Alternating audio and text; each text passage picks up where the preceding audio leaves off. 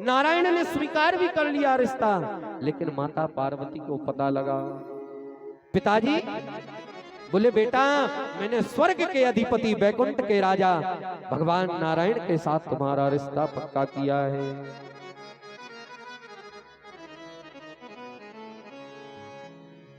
बैकुंठ के सुख में बेटा लक्ष्मी की तरह सुखवान रहोगी तुम। पार्वती कहने लगी, प्रभु पिताजी होरी में जाए वो सुख, मेरा तो एक ही दृढ़ संकल्प है, यदि यहाँ से बाहर ये जीव आत्मा निकलेगी तो कैलाश धाम को, अन्यथा केवल पार्थिव शरीर ही रहेगा। माता पार्वती कहने लगी कि बरऊ शंभू, ए बरऊ शंभू नाता रहूं कुंवारी, विवाह करूंगी तो भगवान शिव के साथ, अन्यथा जीवन भर कंवारी रहूंगी। साफ वर्णन आया। महाराज हिमाचल विचार करने लगे कि बिटिया का विवाह शिव के अलावा यदि कहीं करेंगे तो मेरी बिटिया प्राण छोड़ देगी, अतएव मेरी बेटी के प्राणों में ही, मेरी बेटी की खुशी में ही इस पिता की खुशी है साहब। हाँ,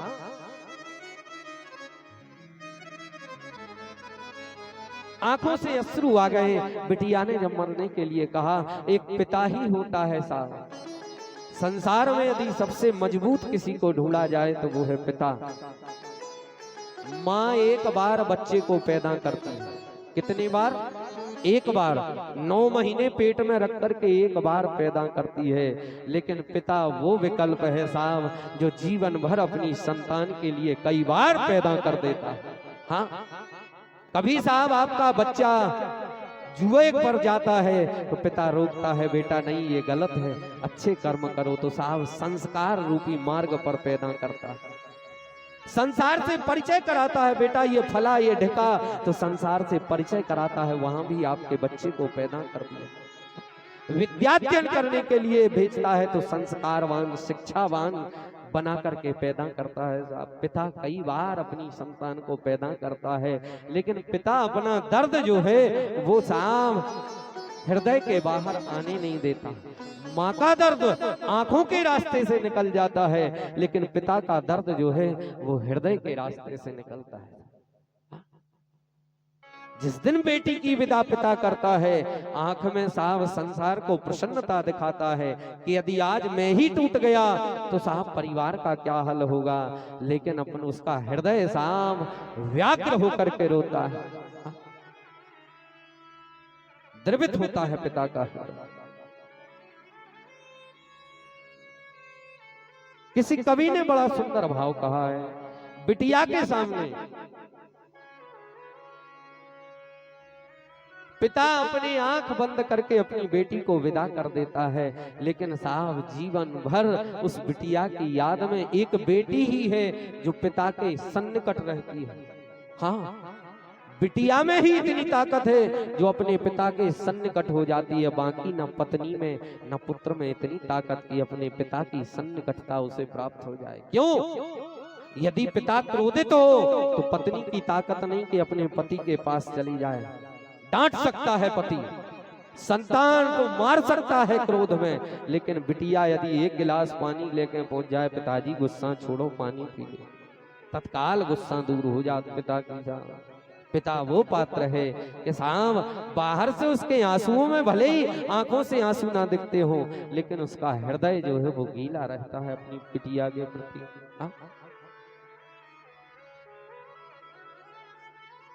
अद्भुत विषय है पिता प्यारे। माँ की महिमा खूब पड़ी होगी, लेकिन कभी पिता की महिमा भी पढ़ करके देखिएगा।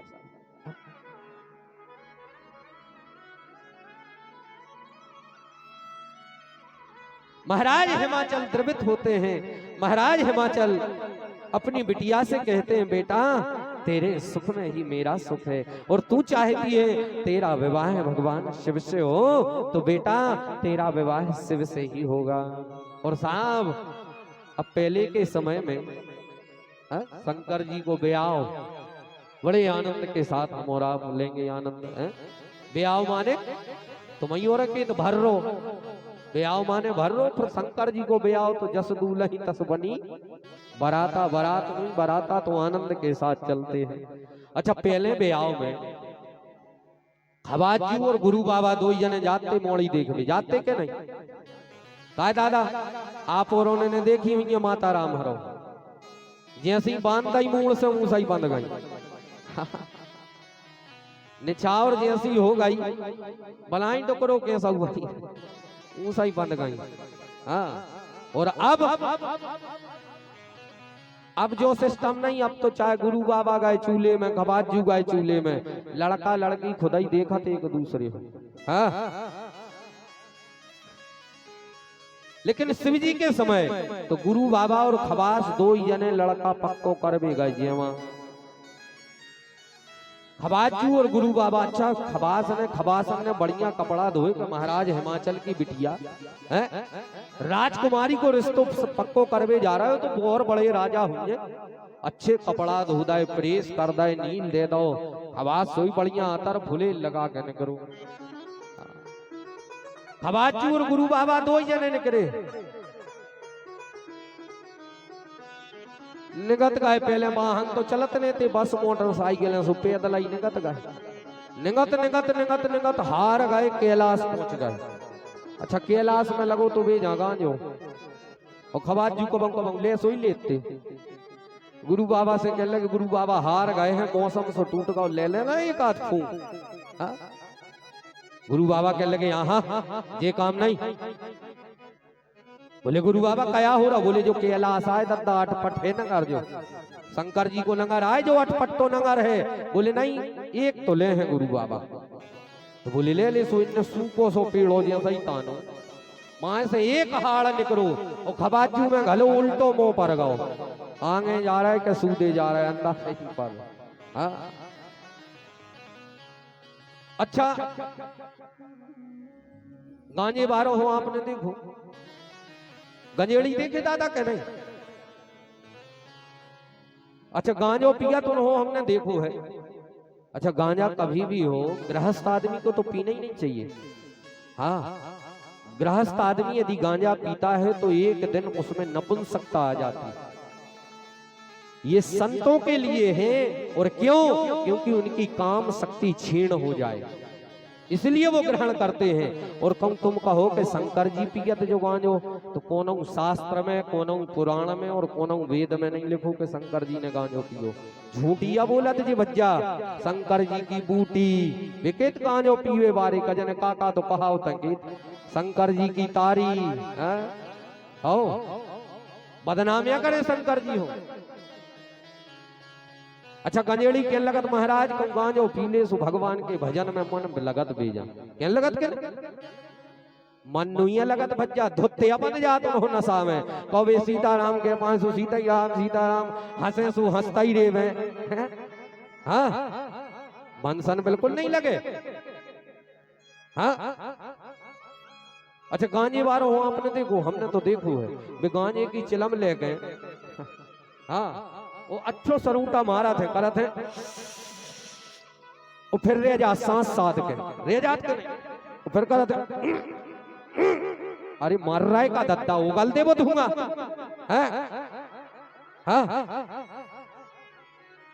काय मरे जा रहा है।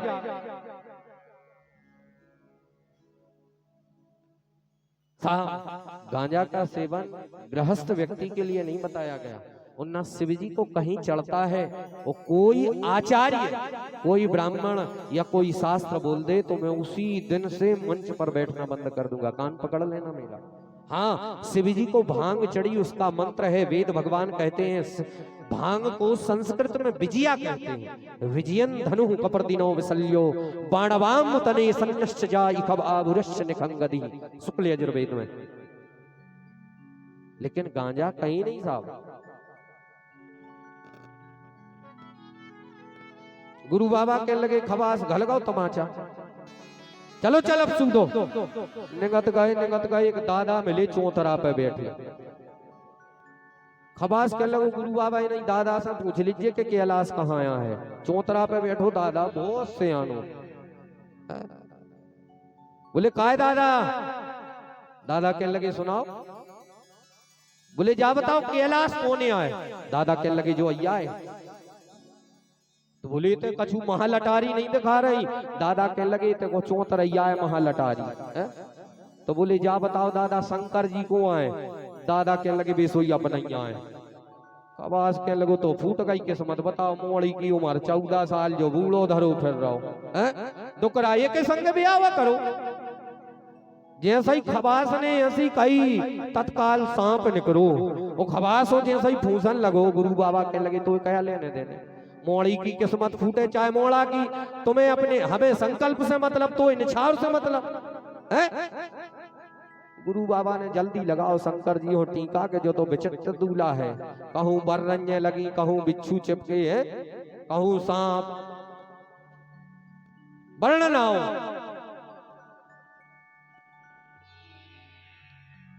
साफ वर्णन आया।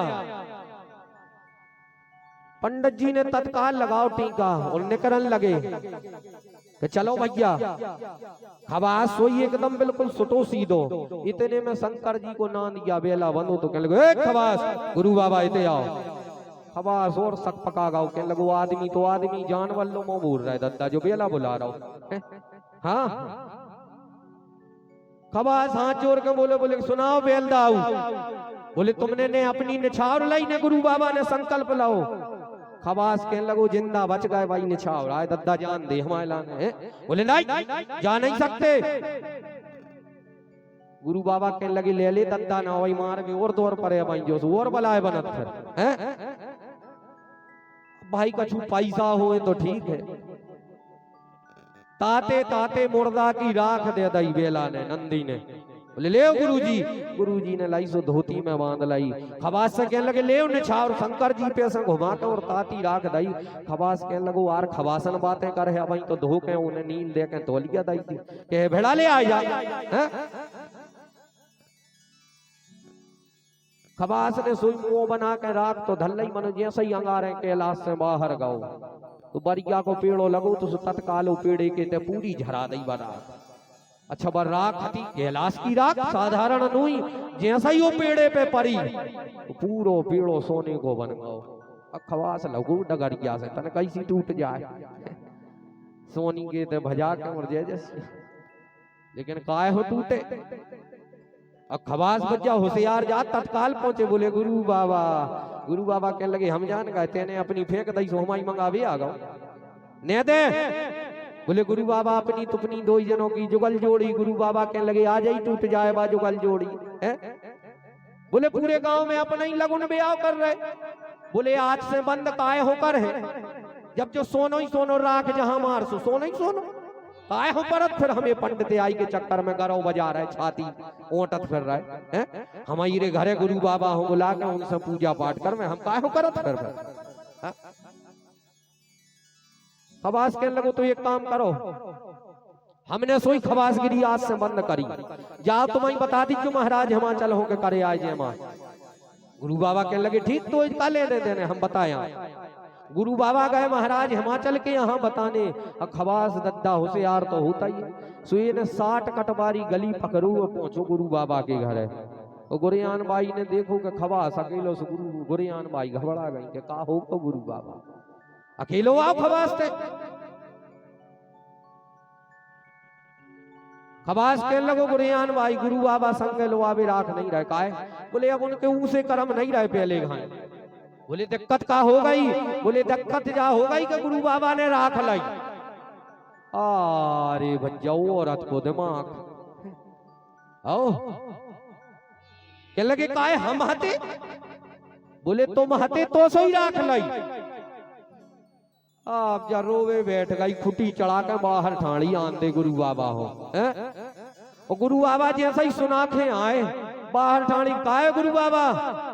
गुरु बाबा कहने लगे हाँ अब राख धरे के बच्चा जे के धन हो तो हो या एड़ में। गुरु बाबा भी कहने लगे सुनाओ का कह रही। बोले तुमने राख लाई। गुरु बाबा कहने लगे हाउ राख लाई और रोवे लग गई। बोले हम आते तो सही राख लाई। बोले हाउ तो सही राख लाई। तो बोले अब हम चले घरे। गुरु बाबा कहने लगे चले जा। गुरु बाबा ने सोची अब भाई मार रहा है एक चुटकी राख घर पे पूरो सोने को सुजा तो दो रत भगत है। साहब वर्णन आया जब ये रोने लगे गुरु बाबा कहने लगे पनवेसरी उसी का छुनुइया राख लाई, गठान छोड़ के बताई के जाया राख लाई। साफ वर्णन आया भगवान का जयमा बड़े हास्य प्रवृत्ति के माध्यम से निकला और इधर साहब भगवान शिव के विवाह की तैयारी होने लगी कि लगे सवारन सकल सुर वाहन विविध विमान। देवताओं को पता चला, भूत परीत कहने लगे शंकर जी एक काम करो कार्ड छपवा लीजिए। अब नौजवानों चल गओ कार्डों को, ब्याह में कार्ड देख के नहीं दे, अपन भी कार्ड छपवा लीजिए, सब में कार्ड बांट दे, अभी ब्याह में सब जने आ जाए। शंकर जी के लगे काय हो खर्चा में पड़ी फिर रहे हैं, हमें पता है अपने बराती कैसे यहाँ। बोले कैसे? बोले चले जा जैतपुर के मरघटा पे, और अगारे चले जा सरखेड़ा के मरघटा पे, और कमी हो तो वहां भजिया पटना के मरघटा पे चले आओ, मरघटा कूका मारे आओ। तो पूरे बराती जुरिया को न हो कार्ड नहीं देने। साफ वर्णन आया। देवताओं को सूचना मिली, देवता खूब तैयार होने लगे, अपने वाहनों को सजा